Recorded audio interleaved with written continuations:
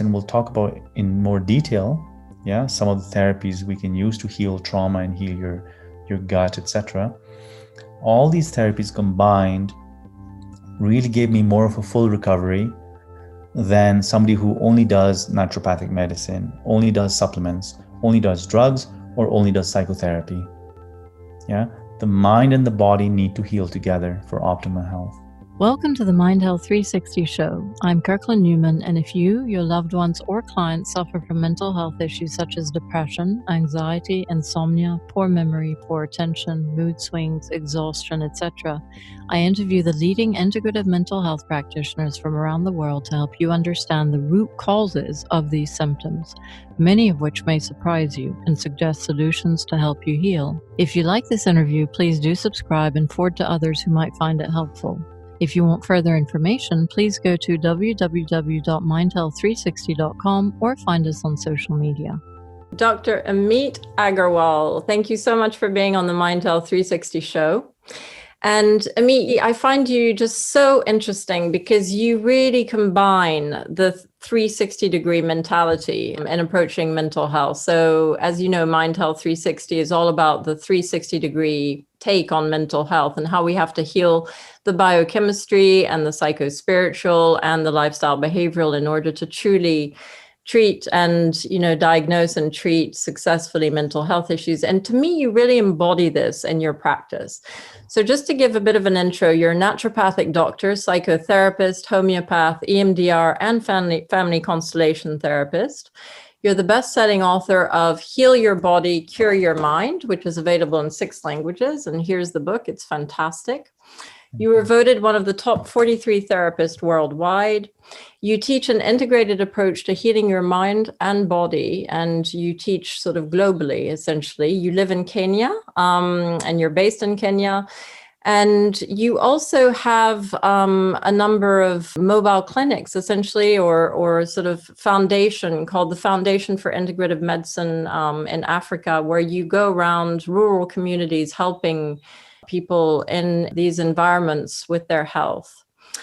So I think one of the things I love about you and your approach is not only your charity and clearly your very heart-based way of healing and helping people, but also I love the fact that you have such an integrated approach to mental health.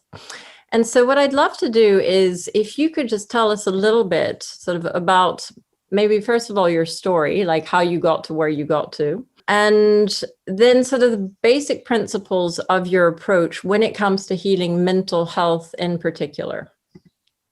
Thanks, Kiki. Wonderful to be on the show. So I suffered a lot from anxiety and depression and poor health.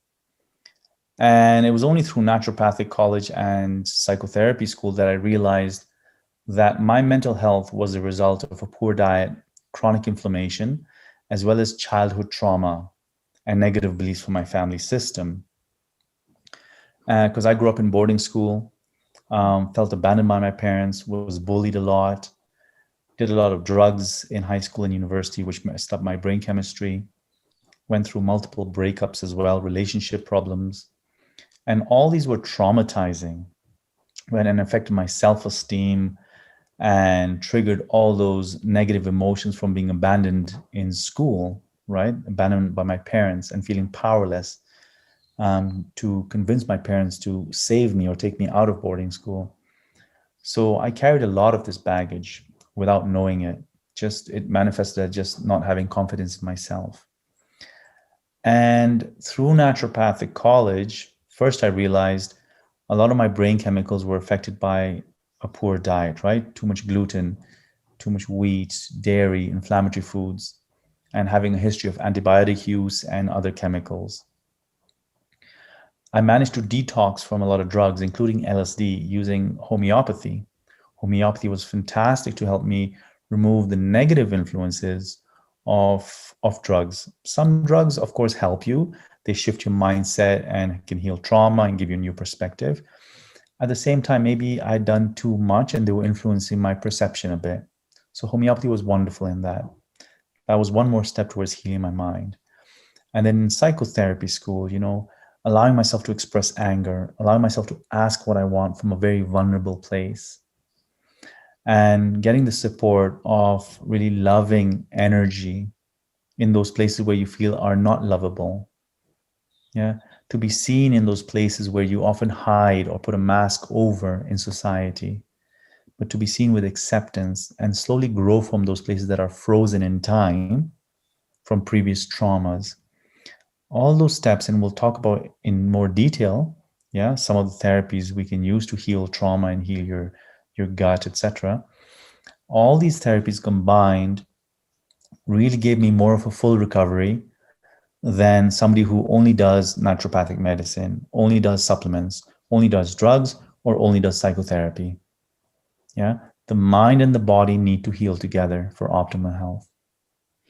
Completely. I completely agree. And that's music to my ears. And I mean, certainly it sounds like you've been on quite an intense journey yourself, and that you've actually, you're one of these people who's actually experienced a lot of what your patients experience, so that you're more able to help them. And I think that's key to being a really good healer, is to have experienced this. And there's a statistic saying that I think 80% of mental health patients would prefer or insist on being treated by people who've actually experienced mental health issues themselves, because they feel that people who haven't been through that journey just don't understand what they're going through. So I think your journey is incredibly important. And then in terms of your approach to mental health, I know you use a very mind-body approach. If you see a patient, because I know you're a practicing naturopath, where do you start? What is your sort of process in trying to analyze, is it more biochemical? Is it more psychospiritual? Is it more lifestyle behavioral? What's your process? Okay. So usually it's a combination of everything, right? Unless there's a severe trauma that's really just happened and they're having a hard time recovering from it. Usually it's a combination. So I'll check in with my client's diet, yeah, and remove typical inflammatory foods, which is usually wheat, gluten, dairy, sugar, too much alcohol, too much coffee, even beef sometimes, and soya sauce. These I find quite inflammatory for the system. And then, as I cover in the book, there's a healing your gut protocol that I put them through, which includes probiotics, vitamin D, fish oils, or evening primrose oil to heal the intestinal lining. Because your good bacteria in your gut actually produce a lot of your serotonin, most of your serotonin. And your gut has a nice lining kept healthy by good bacteria and good food.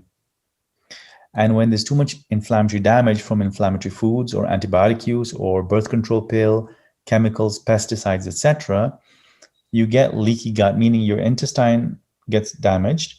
You get holes in the intestine, toxins leak in your body, causing inflammation everywhere, which is the leading cause for asthma, eczema, arthritis, a lot of chronic conditions, including messing up your brain chemicals, leading to anxiety and depression. So I'll always start with healing the gut and detoxifying the liver. Most people ignore this. Yeah. So people think their liver is fine. They've gone for all these Western tests. But in Chinese medicine and holistic medicine, the liver always needs support. Right? The liver produces bile, which is a beautiful juice that helps improve your gut health, improve the lives of your good bacteria, helps your intestinal lining get strong and more resilient, I guess, or more of a barrier. This bile juice also removes excessive toxins from your body that are creating inflammation. So regarding mental health, your liver needs to be detoxified immediately as well, if we're not dealing with only trauma. Your liver also controls your hormones. And with liver stagnation, because of chronic inflammation, too much alcohol, too much medicines, pesticides, environmental toxins, with liver stagnation, we get hormonal imbalance. And our hormones affect our mood as well. For example, with people with low progesterone, actually have a harder time processing GABA in their brain. GABA is a neurotransmitter that helps reduce anxiety and helps with sleep.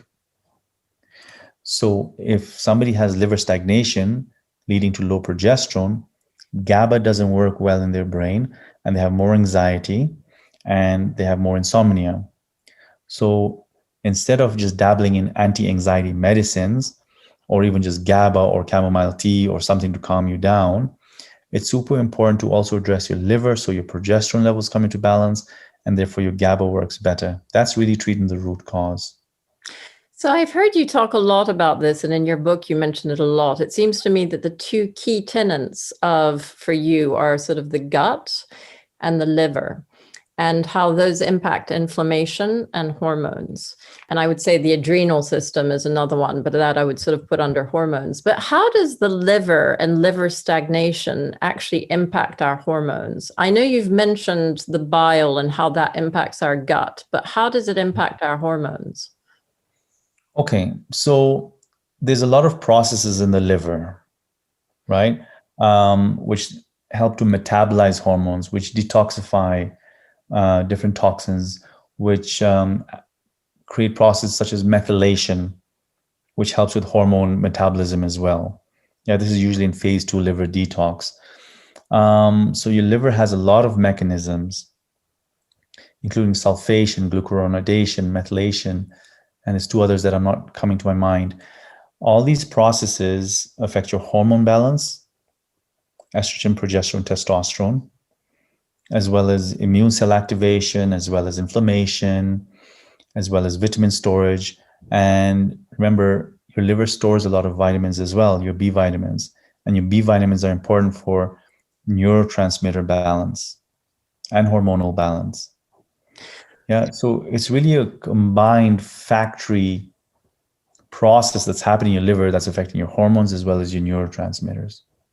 And what do you think are the key factors that negatively impact your liver? One is stress. Stress goes directly to the liver. You know, when you're shallow breathing, when you're stressed, forces only your upper muscles to work for your lungs. That's why people get tight shoulders. People who shallow breathe don't use their diaphragm. And your diaphragm is meant to massage your liver and improve lymphatic flow through your liver. So stressed people do not massage their liver enough, getting more liver stagnation. Excessive alcohol, excessive medicines, all the pesticides in our foods, in the air, in the water, all smash against your liver, right? Resentment, anger, suppressed anger, all of these emotions also go to the liver, according to Chinese medicine. So many people are walking around with liver stagnation. Yeah. Agreed. And I think, we live in this toxic soup.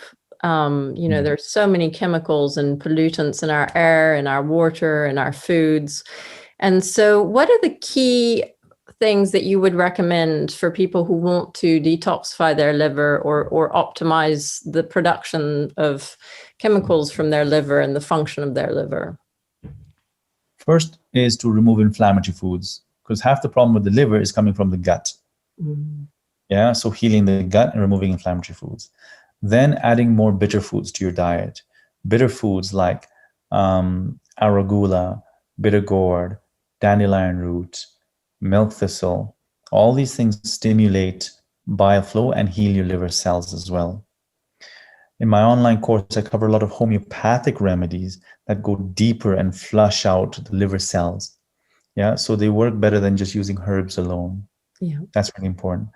Long, deep breathing, diaphragmatic breathing, and shouting, like anger, expressing anger. Maybe I get some clients in a safe way to hit a mattress or a pillow without any rings or bangles, of course, avoiding any damage, but really expressing rage and stuff to get that bile flowing. Because suppressed emotions are sometimes the root cause of liver stagnation.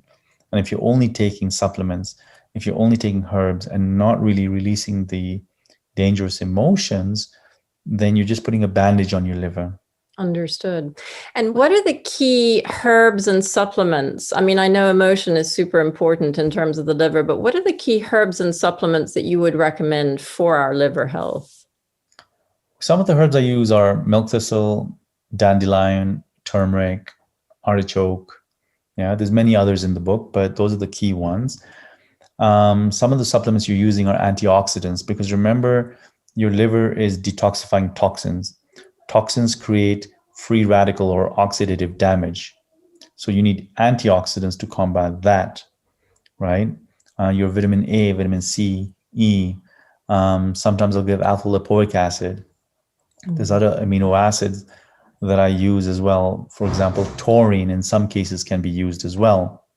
So it's really a combined approach, and I energetically test this with people, whether it's online or in-person sessions.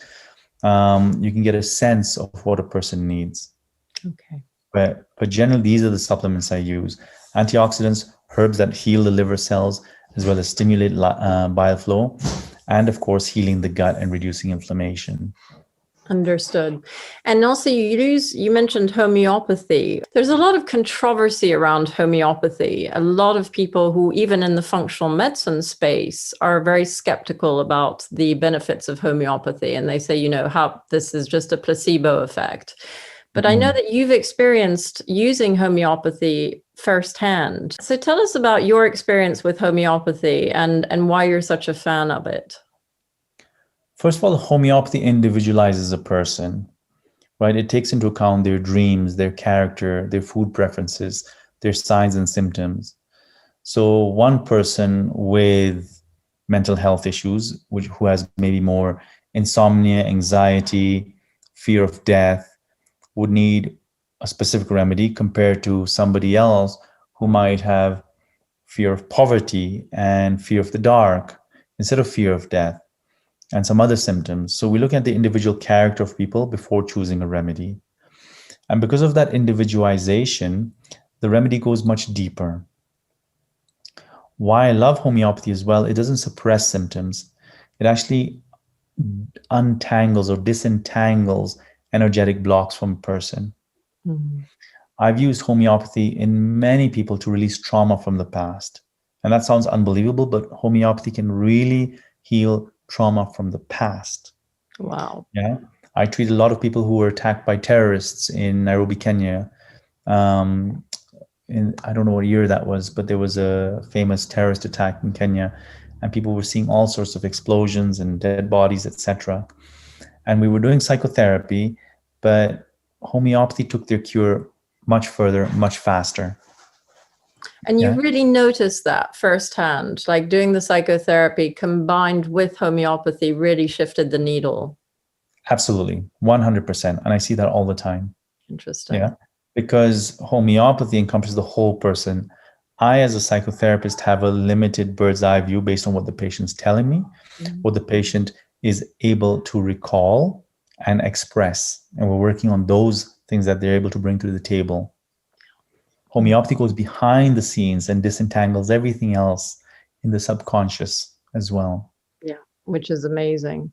So basically, we've spoken a little bit about the gut and the liver, and you have a few very interesting chapters in your book also on the relationship between the different hormones, neurotransmitters, and food substances and supplements, which I thought was incredibly helpful because you talk a lot about the importance of protein for blood sugar regulation, which is key to mental health, and also protein in the sense that it the amino acids from the protein are the building blocks for our neurotransmitters.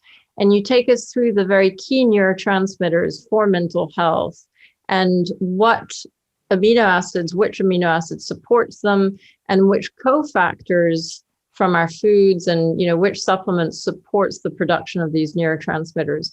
Would you like to sort of tell us about the top 5 neurotransmitters for mental health for you and how to support them? Or is that the right way to go about it? Or I think the right way to go about it is first healing the root cause. I'll go through the neurotransmitters, what they do and what affects them.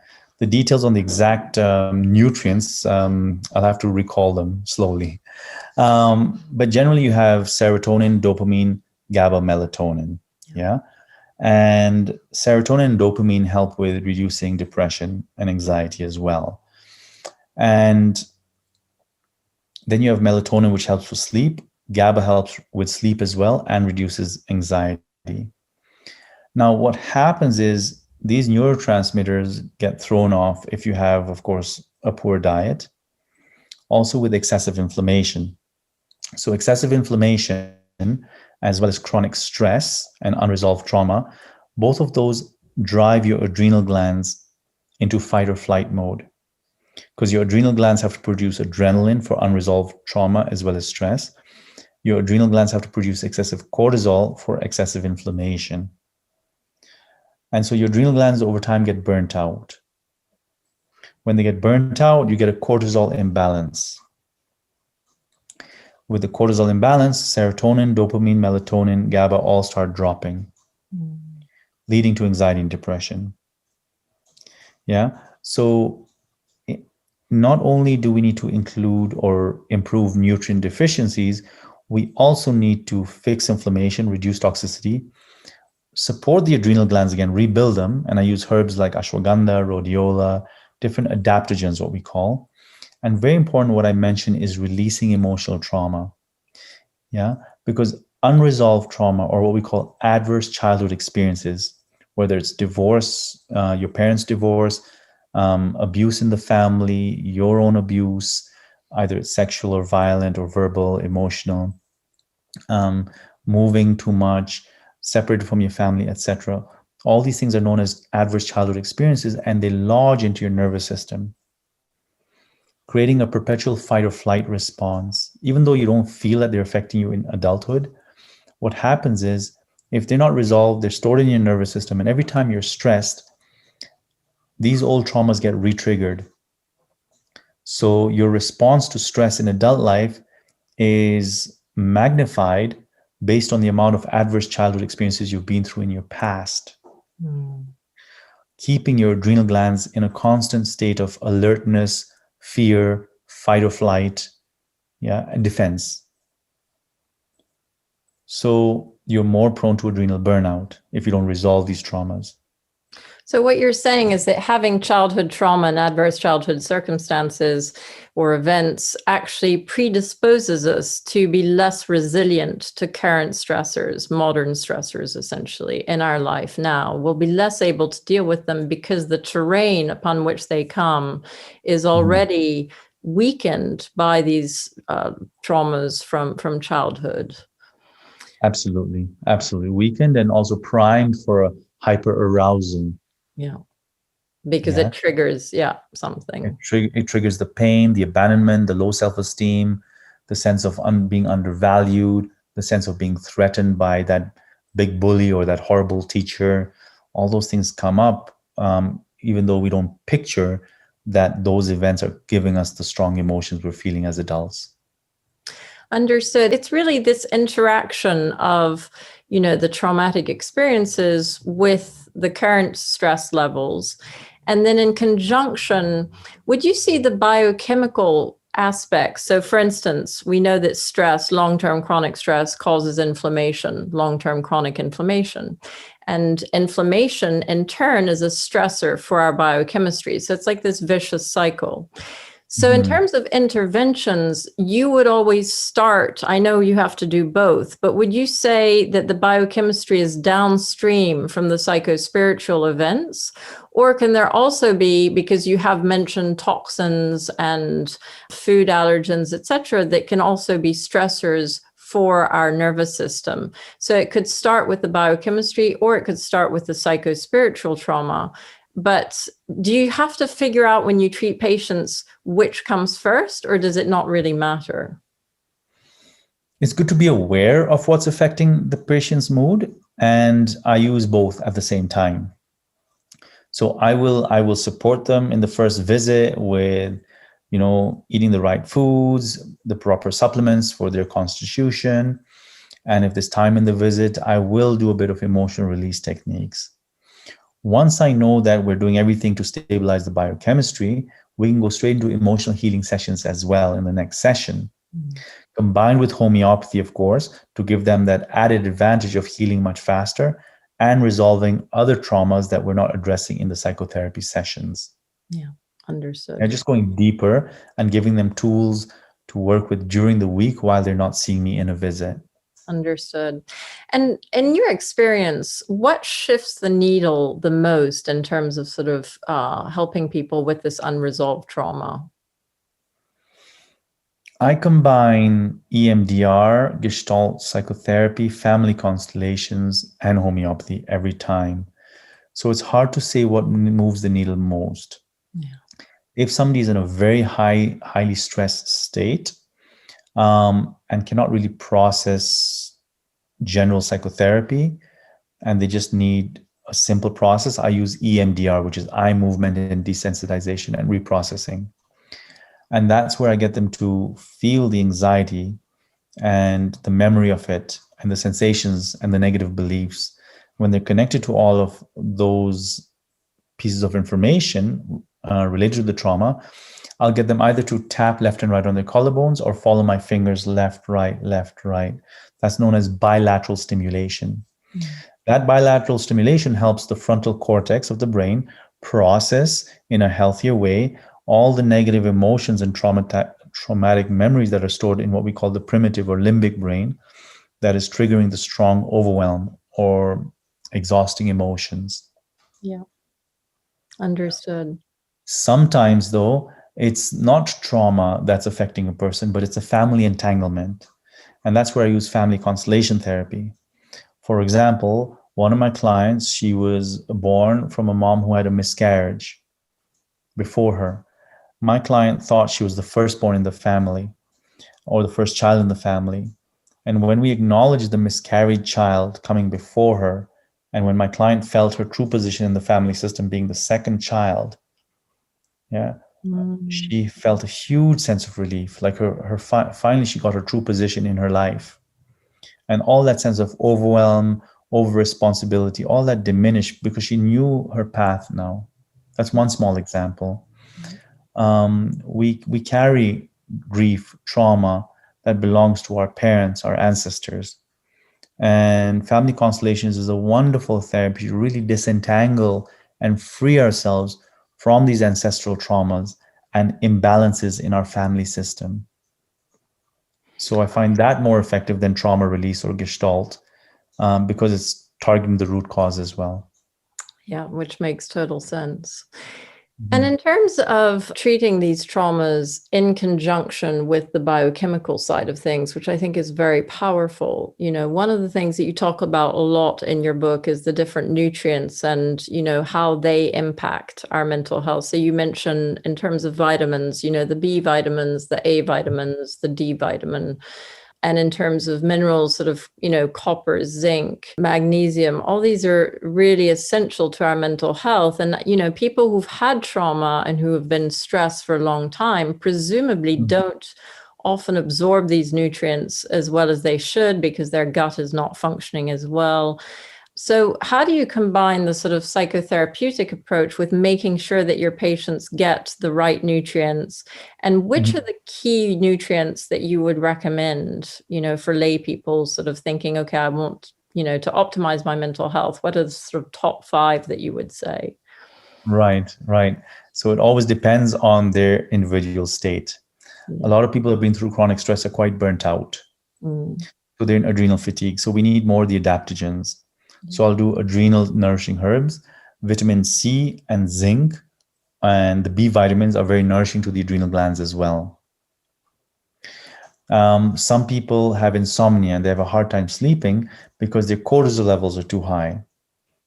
That's where I might use something like phosphatidylserine to manage cortisol levels while I'm treating the root cause of healing the gut, reducing inflammation, and stabilizing the adrenal glands so they're not overproducing cortisol.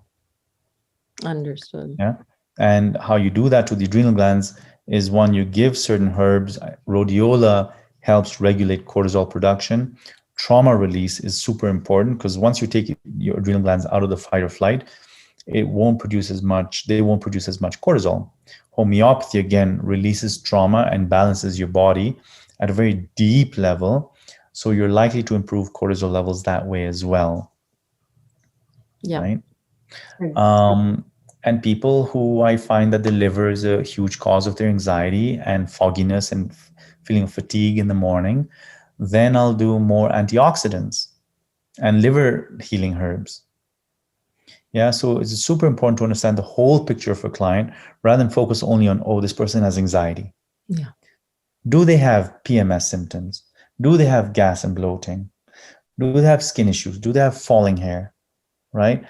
All these other signs give me an idea how is everything combined in their body that's causing the anxiety? What are the root causes? What organs need support for them to feel completely resilient?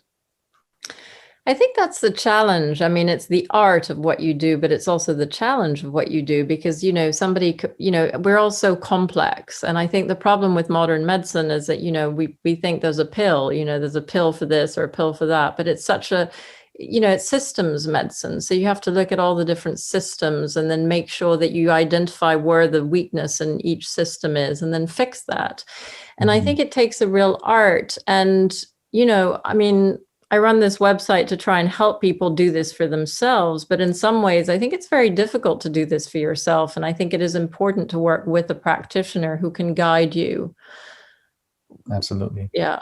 Absolutely. Absolutely. I have an online course and some free videos people can watch as well to understand the basics, of course, of healing the gut, the liver, the adrenal glands. And there's some wonderful emotional healing exercises in there and in-depth information on homeopathy. But at the same time, it's good to use that information in conjunction with a qualified naturopath / psychotherapist, somebody who can combine both mind and body medicine. Yeah, and that's quite rare. I mean, I think, a lot of functional medicine doctors they're not well versed in the psychotherapeutic approaches or in the trauma, release and I think that's a challenge. It's sort of being able to cover both bases. And yes, it's very important, I think, in terms of sustainable healing. Mm-hmm. I will put all the information in the show notes, but can you just tell us where we can find your online course? It's on drameet.com. That's DRAM for mother, EET, T for tango.com.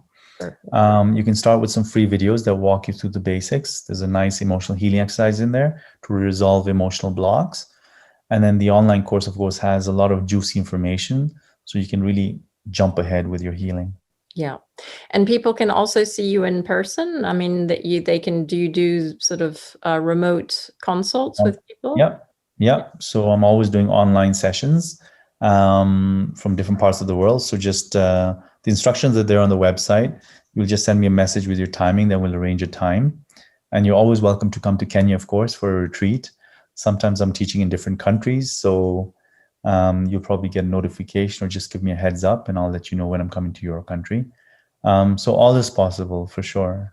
Excellent. And another thing that I've heard you mention a lot is about how our thoughts impact our bodies as well. And I like that because, trauma is stored at a very cellular level and it doesn't necessarily, impact our thoughts. We might not be aware of our trauma but our thoughts is something slightly different, but they also have an impact on our physiology. Can you talk us through that a bit?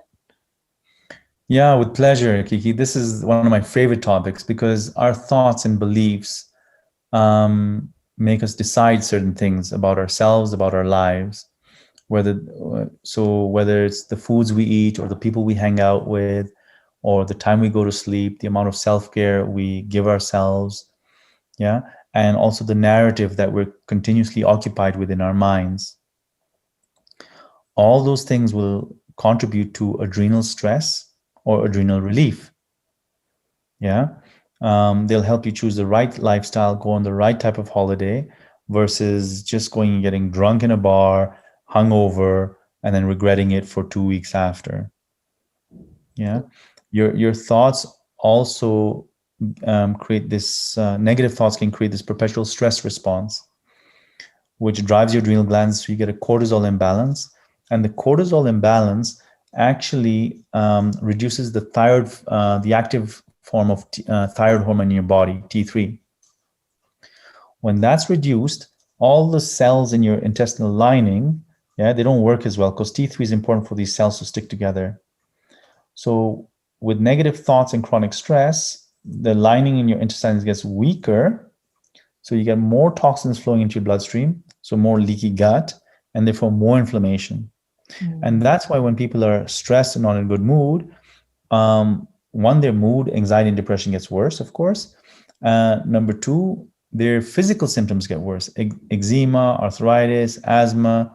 Some of these will get triggered when somebody's more stressed because of the cortisol play on their system, coming from negative thinking and the adrenal response.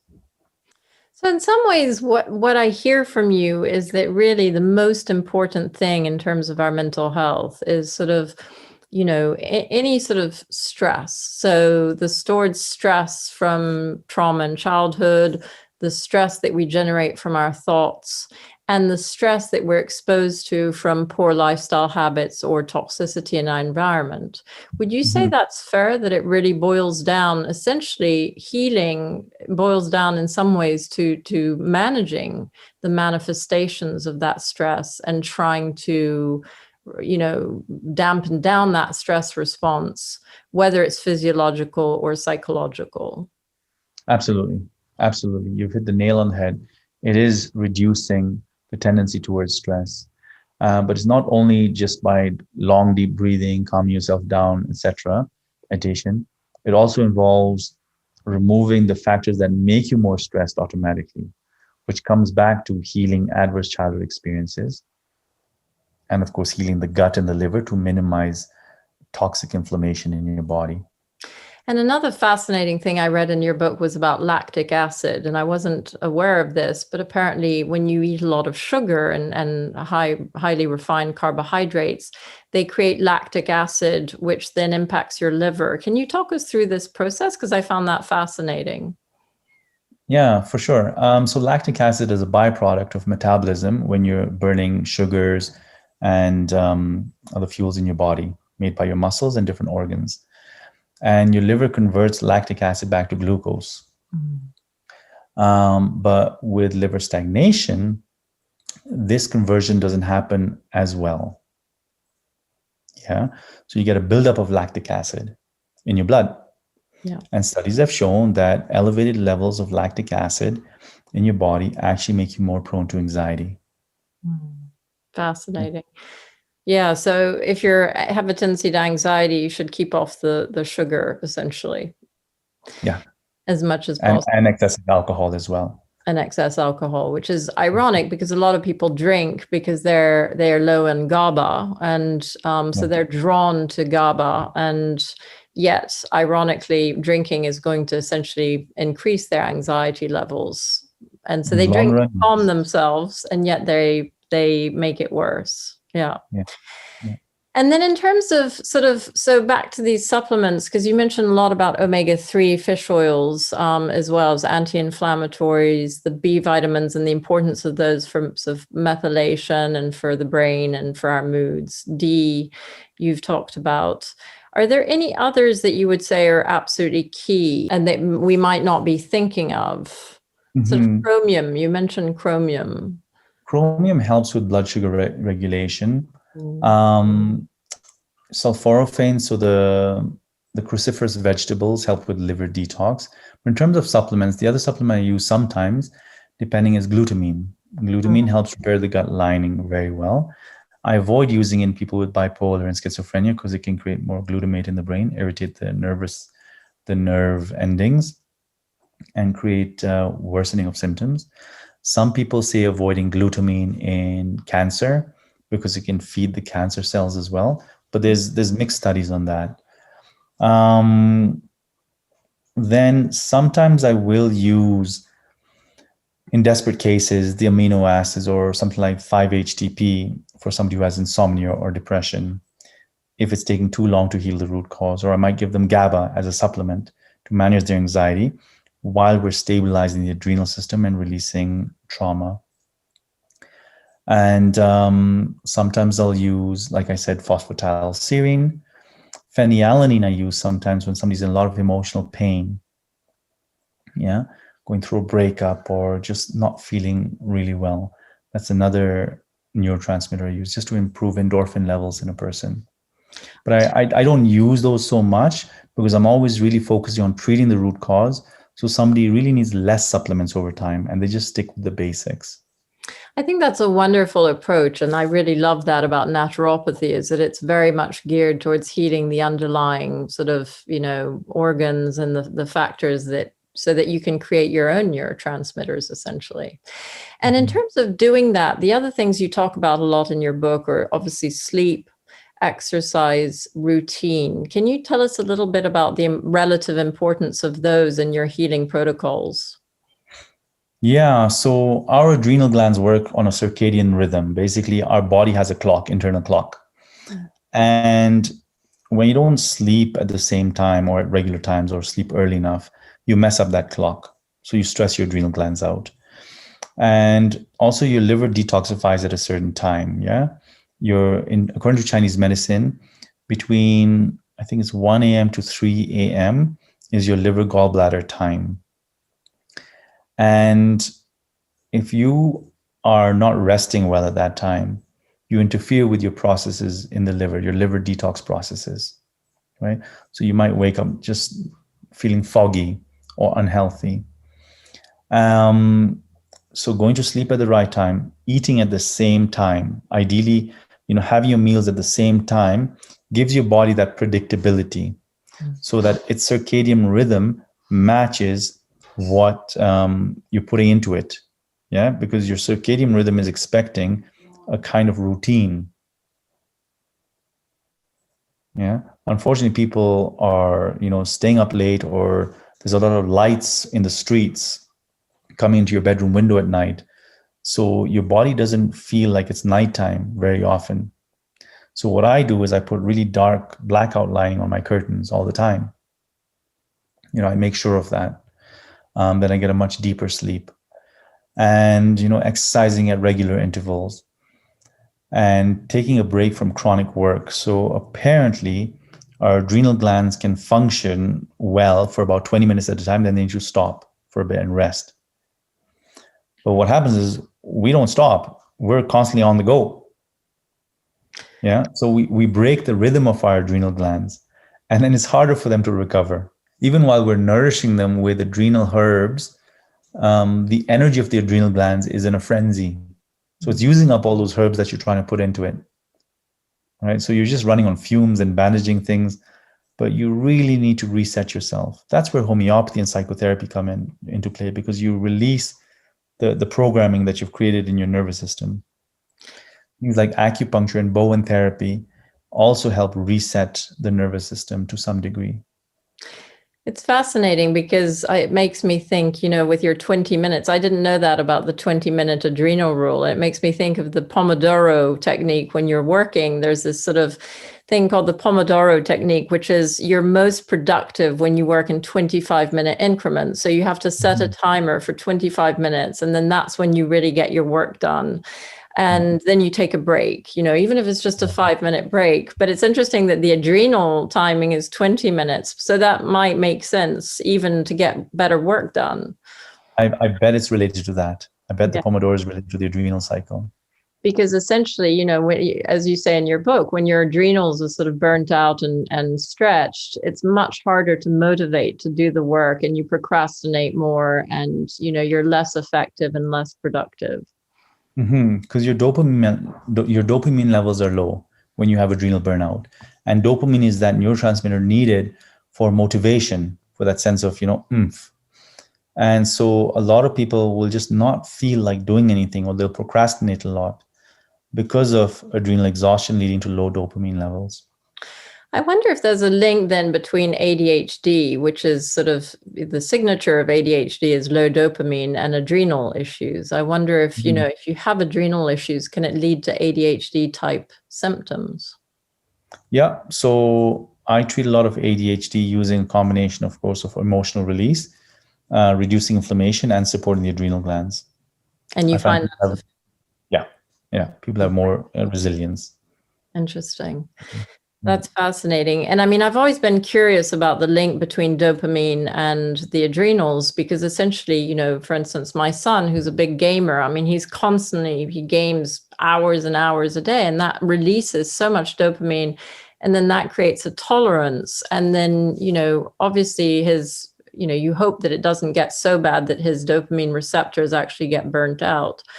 But, and then it taxes his adrenals. But what comes first? Is it the sort of constant presence of dopamine and release of dopamine that taxes the adrenals? Or is it the adrenal sort of weakness that drives people to the behaviors that help, that, make them want to seek dopamine hits? What comes first?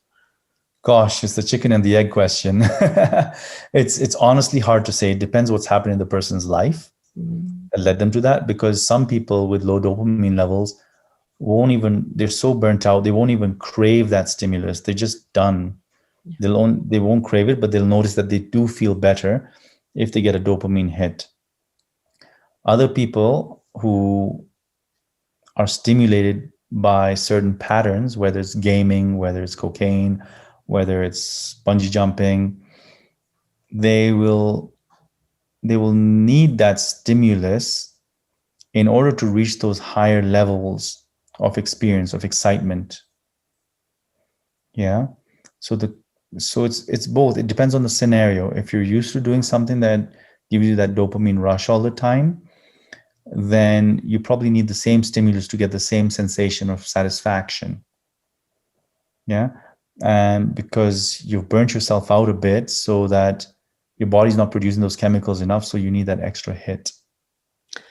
And what is the link between cortisol and dopamine? So when your adrenals are sort of burnt out and you have sort of constant firing of cortisol, how does that impact dopamine? What I've seen in clinical practice is basically an imbalance of cortisol suppresses dopamine levels. Like it just drops. Drops, along with serotonin and GABA and melatonin. It just goes all out of balance, basically. And is that with sort of chronic cortisol? Chronic cortisol imbalance. Yeah. Now, that I've seen with an excessive cortisol.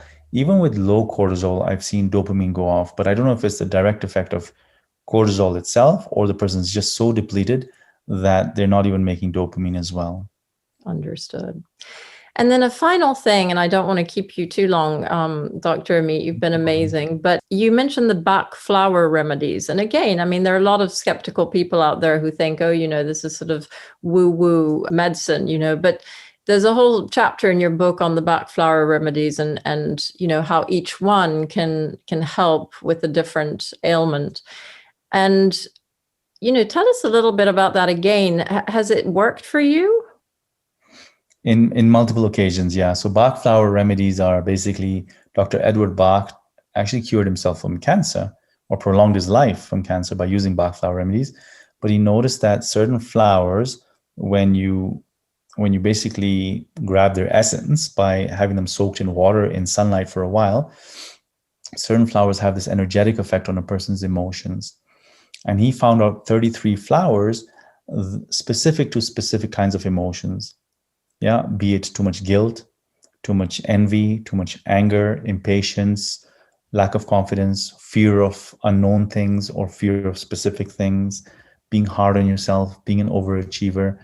Yeah, each kind of emotion had a specific flower to heal it. And so I use Backflower remedies with some of my clients, not all, but some of them, while trying to find a better homeopathic remedy for them. Or while working on treating the underlying cause, I'll also give Backflower remedies to just ease the emotions that a person is going through, as well as to heal trauma. So something like a rescue remedy works wonderfully on a person who's been through a lot of stress. It helps the body de-stress. Yeah, it has something called Star of Bethlehem in there, as well as a couple of other remedies. I can't remember their names. The specific ones in the rescue remedy, but Star of Bethlehem is often used to release trauma from the past. Interesting. And you found it very effective. Absolutely. Yeah. I find homeopathy and treating the root cause, everything I do together, more effective than just using Bach flowers. Yeah. I think Bach flowers might take a bit more long-term approach. So I don't find it as effective as a good constitutional homeopathic remedy. But at the same time, I won't hesitate in using them because I've seen good effects with them as well. And I guess that brings me to my final question. I mean, as a practitioner, how do you ascertain which of your remedies is the most effective? Or does it matter? I mean, but as a practitioner who's constantly trying to improve the way you treat patients, are you constantly trying to think, okay, this is the most effective approach, or this is, or, how do you know what is actually working for a patient? Because you're trying so many things at the same time. Yeah. So good question, Kiki. So what I'll do is I'll always heal the roots of the person first. So I'm not over supplementing them. Yeah, I'll start with the basic protocol of healing the gut, the liver, and the adrenal glands with the basic supplements. Once those are all stable, then I'll see what are the leftover symptoms. Anxiety is still there. Okay, now let's see what homeopathic remedy we might need. And I'll give somebody a homeopathic remedy for like 3 weeks, get them to try it. And then after 3 weeks, if there's not enough change, then I'll change the remedy around. Yeah, so I'm trying to do 1 or 2 remedies maximum at a time, giving enough space between remedies so that myself as well as the client can distinguish which remedy does what. As we heal the trauma, as the adrenal glands heal, then I'll tend to take away certain supplements and certain remedies. So over time, we're coming to less and less remedies the person needs. Because taking supplements your whole life is overwhelming. I mean, most of us do take it, and I also take supplements every day, despite being healthy. But it's just the levels of stress nowadays that we're under, right? The constant onslaught of toxins. Our liver needs constant detoxification.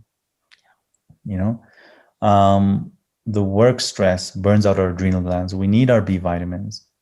The inflammatory damage, we need our omegas, we need our vitamin A's, vitamin C's, antioxidants, right? To just keep healthy. Yeah, I totally agree. I mean, in our current environment, which is incredibly stressful, both in terms of toxins and also overstimulation and stressors, we do need to support the terrain and increase our resilience by supporting it with these supplements. And also, I think in terms of, one thing we haven't spoken about that much is food and nutrition. I mean, you have mentioned gluten, dairy, sugar, getting rid of those, but are there any sort of nutritional tips that you would just give our listeners before we close? So I always say snack on more proteins than carbs. So nuts and seeds, if you're not allergic to them, that creates a more stable release of nutrients in your body.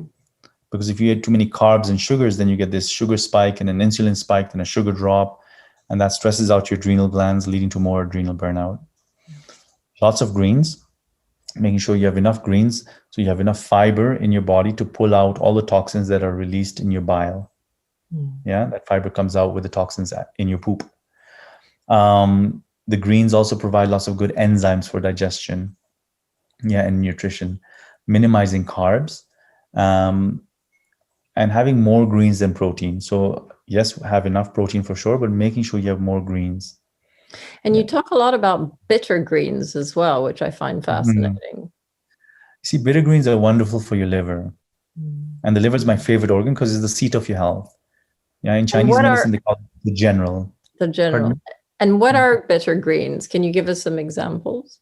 Yeah, mentioned them before. There was arugula, rocket. There's something called bitter gourd. Gosh, there's so many. I even use kale sometimes. And dandelion root is good for the liver. Dandelion leaf is more for the kidneys. Then milk thistle. Milk thistle is very good for the liver. Most people buy that in tincture form or tablet form. I sometimes drink neem tea, which is very bitter. We get this in Kenya. But I don't do it for long term because it's quite harsh on the system. But neem tea in Kiswahili, in our language, is called marubaine. Marubaine basically means it treats 40 diseases. So it's like the herb for everything. And just anything else that can stimulate bile flow. Can't think of anything bitter right now. But I'll also have, like I mentioned, the cruciferous vegetables, right? The Brussels sprouts, the broccoli, the cabbage. Those also help with healing your liver, with phase 2 liver detox. Absolutely. Especially with sulfation. And I can't think of anything else at the moment. Well, that's already brilliant, Dr. Ameet. You've been amazing. I mean, that's been so much information. And I have to say, any patient of yours is very lucky to have you. As I say, there are very few people who can combine the energy medicine and the biochemistry and the psychotherapy and it's quite a rare combination of talents. So your patients are very lucky. Thank you. I'm hoping more people will learn how to combine these different therapies. Just to become better practitioners or better able to care for themselves. Agreed. So, And I yeah. guess in some ways, your whole thing of what makes the difference, I guess it's such an individual process, as you keep saying. I mean, each patient is so different, and then you basically try and tweak what works for them, and then you don't necessarily know what is exactly working, but you can sort of, tweak their remedies so that you get each patient better on a sort Yeah. of individual level. Yeah. Just to get a clear picture of what they're suffering with after healing the foundations of health, generally I find works really well for most people. Yeah. Well, that's brilliant, Dr. Ameet Aggarwal. Thank you so much for your time. We really appreciate it. And we'll put all your information in the show notes. But I'm sure that people will be really interested in reading your book and, doing your course and maybe even working with you in person. And certainly you've given us a lot to help ourselves with in this interview. So thank you. Thank you as well, Kiki, and anyone listening. Just remember to really love yourself and be patient with yourself. Yeah, mental illness is not a problem. It's not a fault. It's more a sign of what needs to be healed. So take your time and really be patient with yourself. I love that. I love that. I mean, it's, I think that's beautiful. It's not a fault, but it's an indication of something that needs to be healed. It's sort of, there's a beautiful expression that says, follow your tears. And I think it's a Navajo expression, follow your tears, because, they'll take you to the right place. Absolutely. So thank you so much, Dr. Ameet. Lots of love, everyone. Thank you. Thank you so much for listening to the Mind Health 360 show. I hope that we've helped you realize that mental health symptoms have root causes that can and need to be addressed in order to sustainably heal, and have given you some ideas about steps you, your loved ones, or clients may take to start their healing journey. Please share this interview with anyone you think may find it helpful, and don't forget to subscribe to keep up to date with our latest interviews on integrative mental health. If you want further information, please go to www.mindhealth360.com or find us on social media. This information is for educational purposes only and is not intended to diagnose or treat any disease or to replace medical advice. Please always consult your healthcare practitioner before discontinuing any medication or implementing any changes in your diet, lifestyle, or supplement program.